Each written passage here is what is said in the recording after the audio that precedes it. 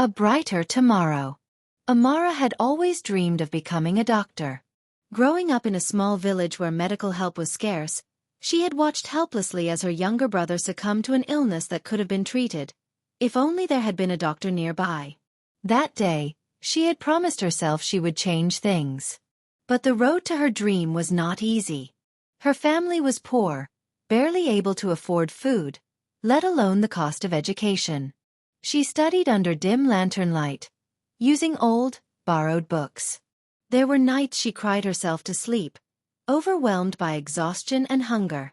When she finally earned a scholarship to a prestigious medical school in the city, she thought her struggles were over. But loneliness replaced hunger. She was surrounded by students from wealthy families, with resources she could only dream of. Some mocked her, others ignored her. The weight of self-doubt pressed heavy on her shoulders. Then came the worst moment. Her mother fell ill. Amara rushed home, only to realize there was no money for treatment. She pleaded with the hospital, worked double shifts, and even considered quitting school.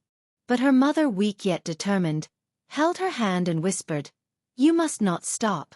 You are our hope." With those words echoing in her heart, Amara pushed forward. She studied harder, worked tirelessly, and ignored the pain of being an outsider.